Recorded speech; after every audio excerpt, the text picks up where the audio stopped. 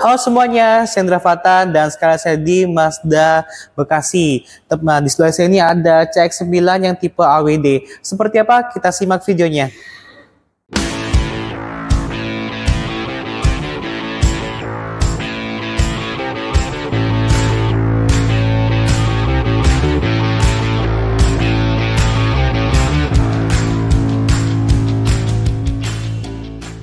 Nah teman-teman, ini dia Mazda CX-9 ya. Jangan bisa dibilang di antara keluarga Mazda Indonesia, CX-9 ini merupakan SUV Mazda yang paling banyak di Indonesia saat ini. Kenapa paling banyak? Karena dia punya panjang tembus 5 meter lebih dikit, tepatnya di angka 5075 mm ya. Sedangkan sebenarnya secara harga ini mobil ini belum nyampe 1 miliar atau lebih tepatnya itu sekitar 970-an jutaan gitu.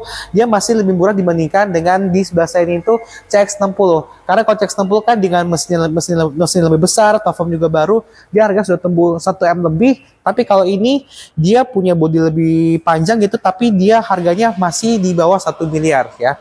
Meskipun harganya lebih murah, tapi dia juga bisa muat sampai sekitar 7 penumpang. Jadi dia ada 3 buah bangku. Kita lihat dalam seperti apa.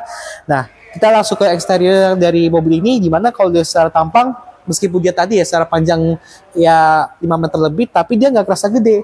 Mungkin kalau orang awam melihatnya mungkin kayak seperti kebanyakan Mazda kayak ya CX-5, CX-3 seperti itu ya. Tapi memang dia Mazda ini sudah mengadopsi bahasa desain yang sama itu kan, dengan grill yang khas kode seperti ini, tapi dengan motif-motif yang kelihatan dibuat lebih gagah, lebih elegan dibandingkan CX-5 misalkan gitu.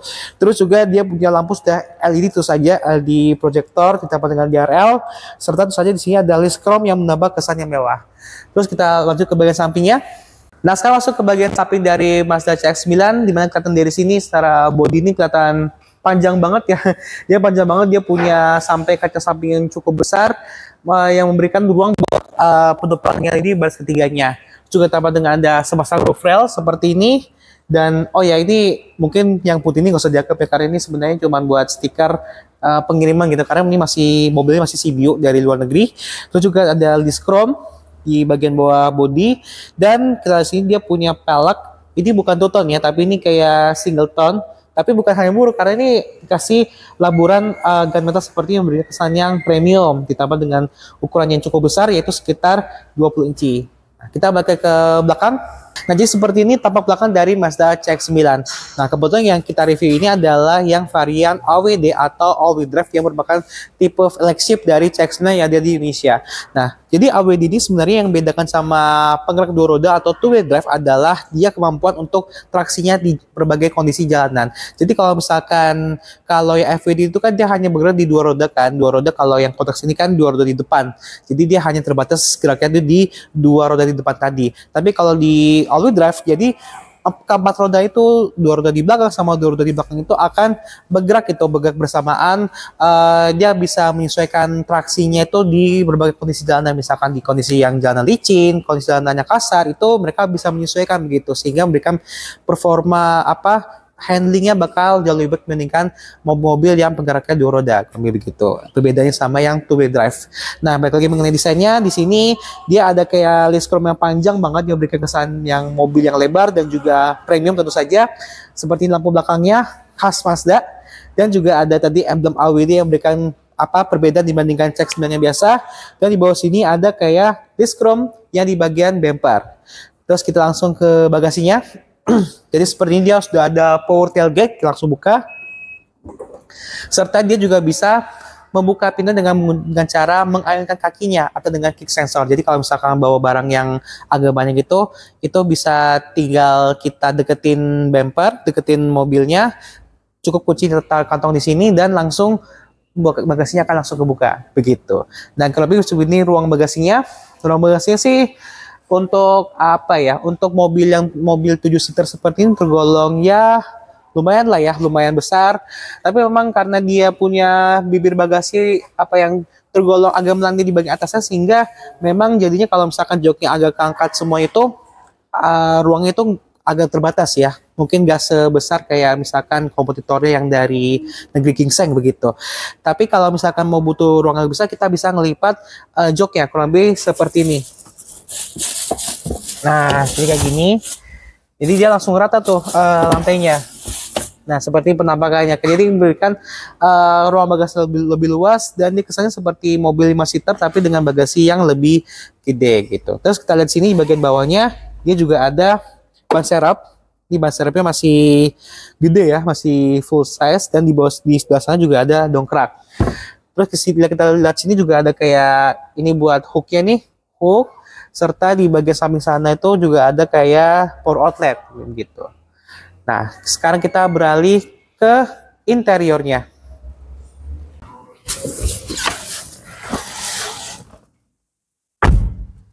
Nah, kurang lebih seperti ini desain dashboard dari Mazda CX-9. Nah, sebelum kita langsung nyalain dulu head unitnya.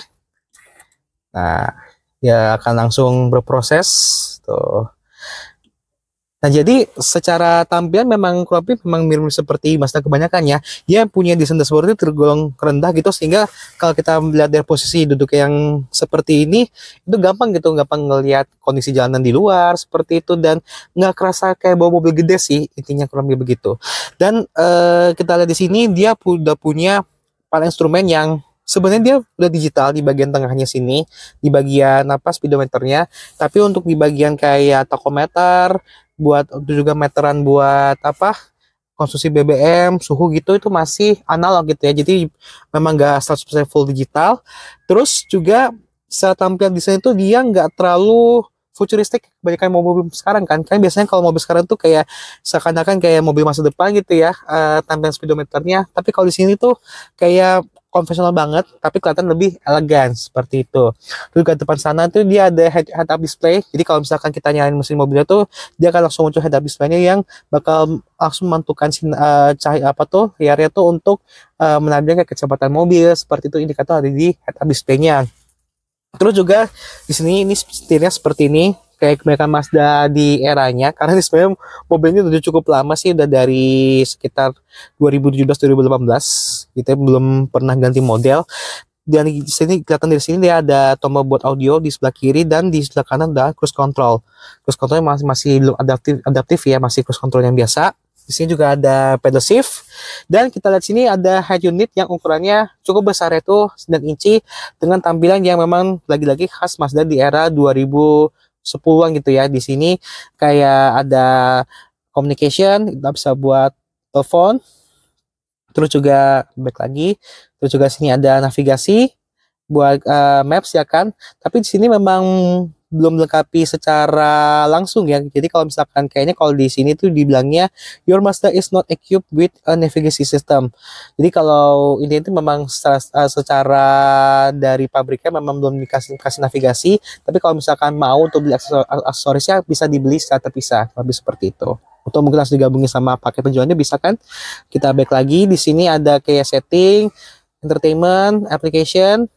Ya kan, di sini juga ada Apple CarPlay dan Android Auto dan tentu saja dia sudah ada fitur radio buat dengerin musik dan juga berbagai informasi begitu. Terus juga di sini ada kamera 360-nya, kita coba. Jadi ternyata di sini tombol dia ada di sebelah kanan setir. Jadi kayak gini tampilannya tuh, coba disorot. Nah, jadi kelihatan di sini kita bisa kelihatan sisi depan, sisi kiri, sisi kanan, dan sisi belakang dari mobil ini gitu kan.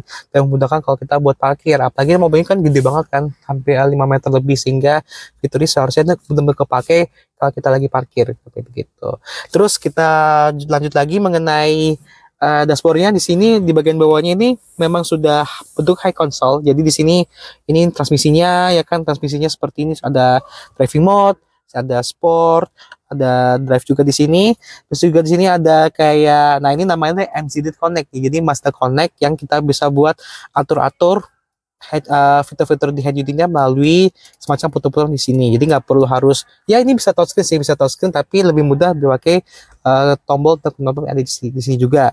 Buat home, navigation, buat back, ada musik di sini semuanya. Ini volume dan sebelah kanan buat ada yang pakai elektrik dan juga auto hold. Sini juga ada cup holder 2 buah dan di sini ada kayak laci cukup besar, bisa dibuka dua-duanya dan di dekat sini ada kayak SD card sama USB port di bagasi, ada aux juga tuh di bagasi juga. Dan gak lupa juga sini ada wireless charger. Terus juga ini juga joknya sudah, terus juga sudah kulit, dia ada kayak semacam kayak jahitan berbentuk segitiga di sini, berikan kesannya sangat premium. Dan kelihatannya bukan black ya, bukan hitam tapi kayak coklat.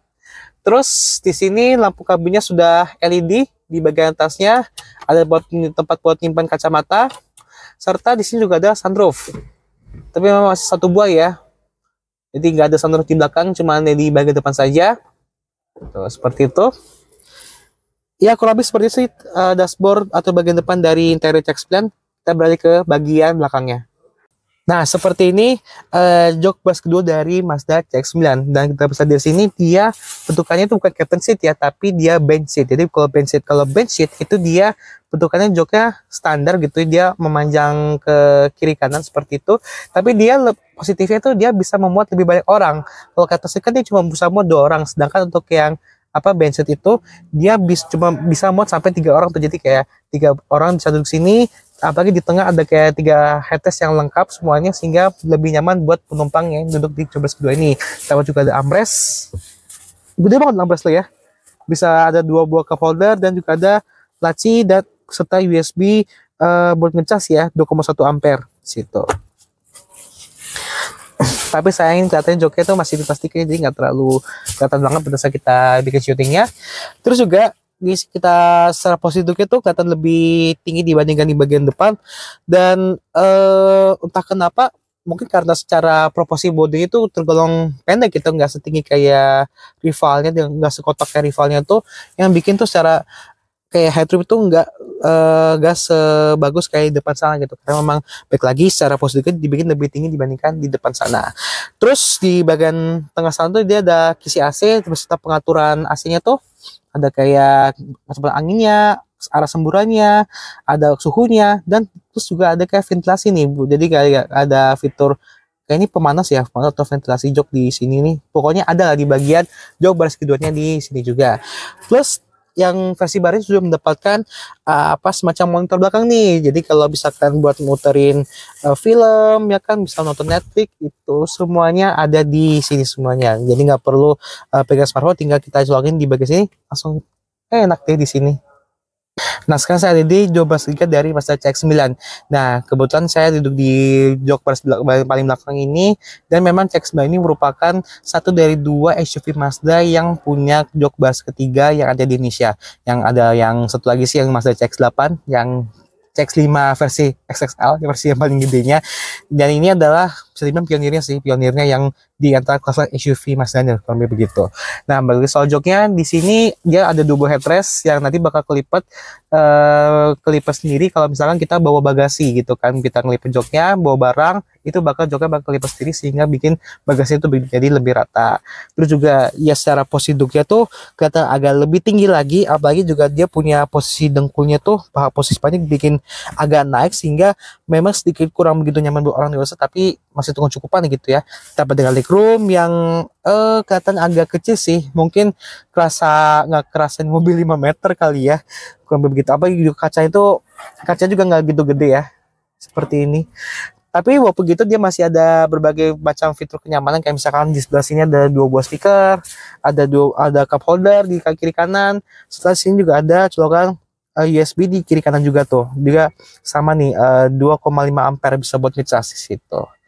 Nah, sekarang saya lanjut ke bagian kesimpulannya. Lupa bilang mengenai mesin dari CX-9 all-wheel drive ini. Jadi mobil ini dia menggunakan mesin 2500 cc turbo dengan tenaga 231 PS dan torsi 420 Nm, dan dipadukan dengan mesin transmisi 6 speed automatic. Ya, jadi kurang lebih untuk yang mesin turbo saat ini di line up Mazda Indonesia ini, saat ini baru ada CX-9 yang ada di sebelah saya ini, serta CX-60 nih yang mesinnya jauh lebih gede. Kalau CX-60 kan dia kan mesinnya kan 3300 cc turbo, sedangkan yang ini dia mesinnya lebih kecil sedikit, 2500 cc turbo juga.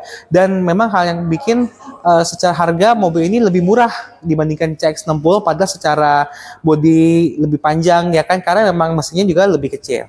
Nah, terus juga kesimpulan mengenai mobil ini, harusnya CX-9 ini harus jadi salah satu mobil populer sih di antara semua lineup Mazda Indonesia, karena biasanya yang populer tuh kayak CX-5 atau Mazda itu ya salah satu contoh Mazda yang banyak ada di jalanan. Tapi CX-9 ini jujur aja jarang banget kalau kita bandingkan sama rivalnya ya dari negeri Gingseng. Tapi overall dia masih bisa menyajikan bahwa Mazda ini mampu menghadirkan sebuah SUV yang bisa muat 7 penumpang yang cukup proper, bisa menawarkan sisi sportinya ada, elegan juga ada, yang ada dipadukan di CX-9 ini juga. Oke, sekian dulu video mengenai Mazda CX-9 all-wheel drive. Terima kasih sudah nonton video ini, dan juga terima kasih buat Mas Christian dari Mazda Sultan Agung Bekasi yang telah beri kesempatan saya untuk review mobil SUV sebesar ini. Jangan lupa juga untuk klik like, share juga subscribe channel Indra Fatan, dan sampai jumpa di video selanjutnya. Bye-bye!